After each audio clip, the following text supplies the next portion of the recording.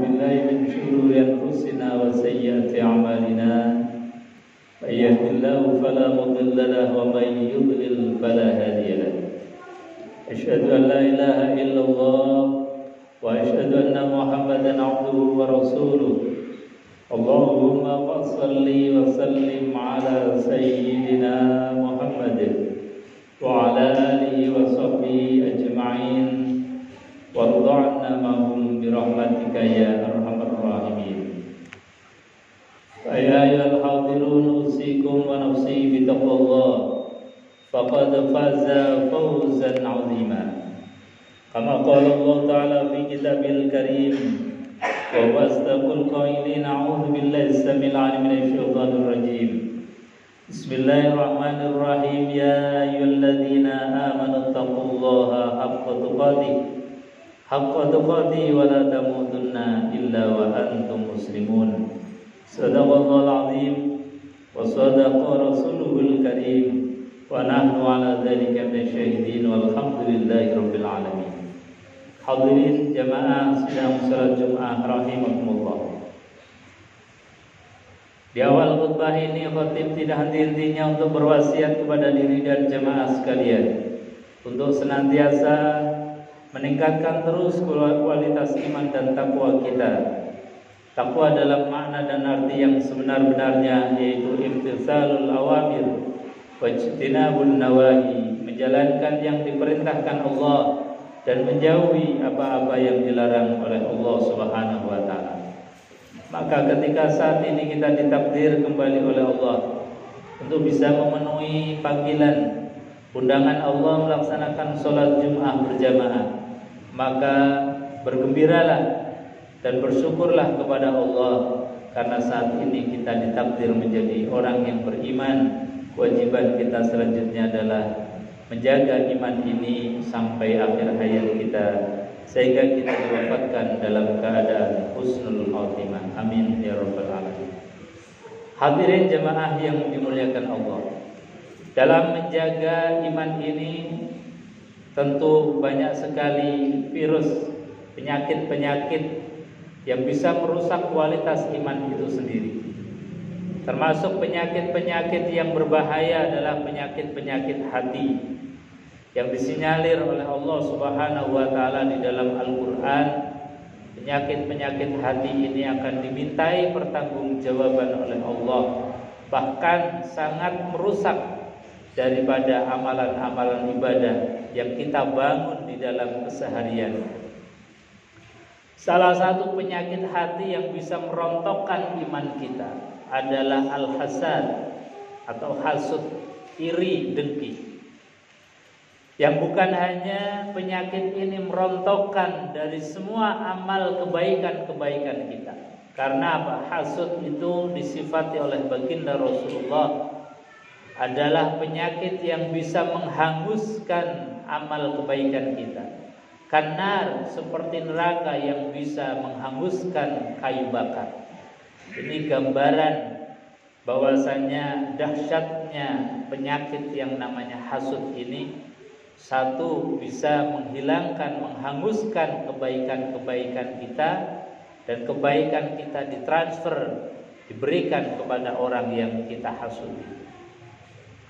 Yang kedua, bahwa hasud ini bisa menjadi malapetaka besar terhadap peradaban umat manusia, baik secara individual maupun secara kolektif, kelompok maupun kebangsaan. Banyak sekali hal-hal yang terjadi di masyarakat kita ini diawali dari hasud. Sifat hasud yang kemudian menjadikan malapetaka baik kepada orang lain maupun bagi masyarakat maupun bangsa dan negara. Ini diawali dari sifat hasud. Apa itu hasud? Hasud adalah inginnya seseorang itu ketika melihat nikmat yang dialami oleh orang lain atau dimiliki oleh orang lain, pengennya nikmat itu tercerabut atau hilang dari orang lain. Ini namanya iri, dengki, daripada sifat hasud. Kalau melihat orang lain bahagia, kita menjadi susah. Kalau melihat orang susah, kita menjadi bahagia. Itu diantara hal-hal yang bisa menjadi barometer ukuran apakah hati kita ini terjangkiti hasud atau tidak. Makanya Allah Subhanahu wa taala mengajarkan kepada kita senantiasa setiap saat kita ini dianjurkan oleh Allah Subhanahu wa taala dan diajarkan oleh baginda Rasulullah untuk berlindung dari penyakit ini. Paling tidak secara sharih di dalam surat Al-Falaq misalnya, kita diajarkan oleh Allah, qul a'udzu birabbil falaq min syarri ma khalaq wa min syarri ghasiqin idza waqab wa min syarri naffatsati fil 'uqad wa min syarri hasidin idza hasad. Qul, katakanlah wahai Muhammad, a'udzu birabbil falaq, aku berlindung dari Tuhan waktu falak.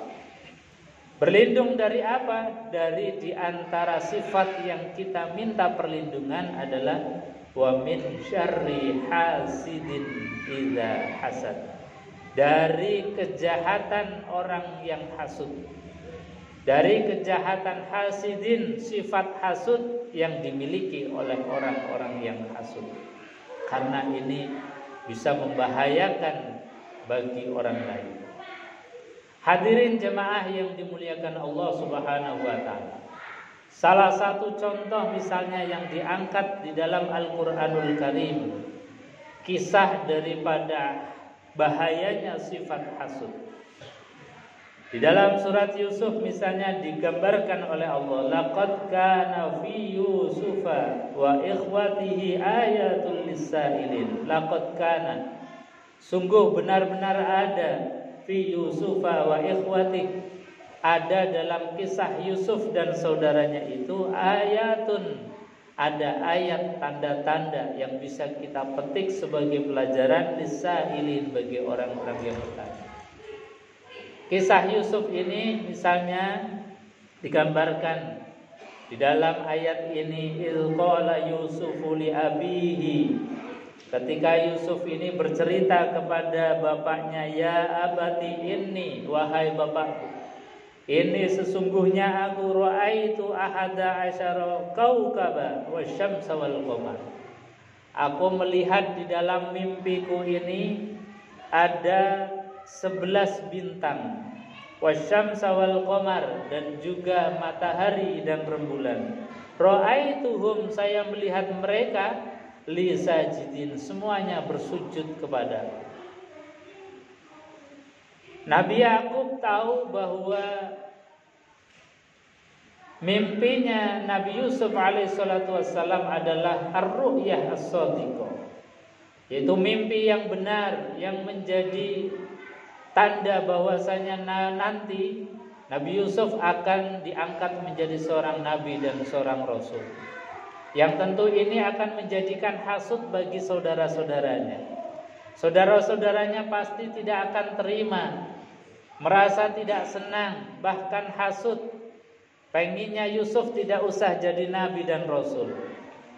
Makanya apa yang kemudian disampaikan oleh bapaknya, yaitu Nabi Yakub alaihissalatu wassalam kepada Yusuf, qala ya bunayya, wahai anakku, la taqsus ru'yaka ala ikhwati, jangan ceritakan mimpi ini kepada saudaramu. Karena apa? Kalau mimpi ini diceritakan kepada saudaramu, maka yang muncul adalah hasud, maka kamu pasti akan dicelakakan.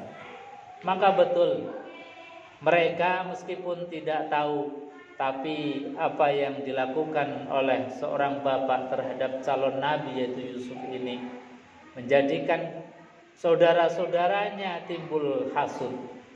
Makanya apa yang kemudian dilakukan oleh saudara-saudaranya Yusuf, satu, bahwasanya mereka suuzon kepada orang tuanya sendiri, yaitu Nabiullah Yakub alaihissalatu wassalam, dengan kalimat yang diabadikan dalam Al-Quran.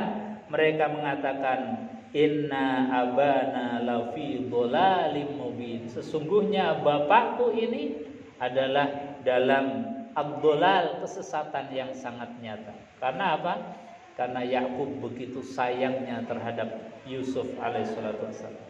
Sampai-sampai cemburunya saudara-saudaranya Yusuf ini sampai suuzon, bahkan mengatakan terhadap orang tuanya sendiri dengan kalimat yang tidak pantas. Abana lafi dhalalim mubin. Bapakku ini enggak beres ini. Bapakku ini dalam kesesatan. Ini kan kalimat dari seorang anak yang tidak pantas disampaikan kepada orang tuanya. Bahkan yang lebih parah lagi, saudaranya Yusuf kemudian bersepakat, uqtulu Yusufa awitrahu ardayakhlu lakum wajhu abikum. Maka bunuhlah Yusuf, kata mereka. Ini adalah kesepakatan makar mereka. Akibat apa? Akibat hasud yang ada di dalam hati mereka. Oleh karenanya sifat hasud ini betul-betul harus kita jauhi.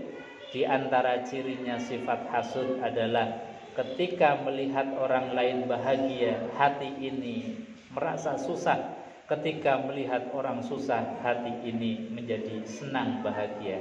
Ini di antara embrio ciri-ciri daripada sifat hasud. Oleh karenanya ketika ada sifat-sifat itu, ciri-ciri itu di dalam hati kita, harus kita jauhi dengan sejauh-jauhnya. Kita berlindung kepada Allah, qul a'udzu birabbil falaq min syarri ma khalaq wa min syarri ghasiqin idza waqab wa min syarri nafatsati fil 'uqad wa min syarri hasidin idza hasad. Hadirin jamaah yang dimuliakan Allah Subhanahu wa taala. Mudah-mudahan apa yang menjadi pesan dalam khutbah kali ini menjadi perhatian bagi kita, sehingga hati kita ini diselamatkan dari segala penyakit-penyakit hati yang merusak. A'udzubillahi minasyaitonir rajim. Bismillahirrahmanirrahim. Wal 'asri innal insana lafi khusrin illal ladzina amanu wa 'amilus solihati wa tawassaw bil haqqi wa tawassaw bis sabr wa qur rabbighfir warham wa anta khairur rahimin.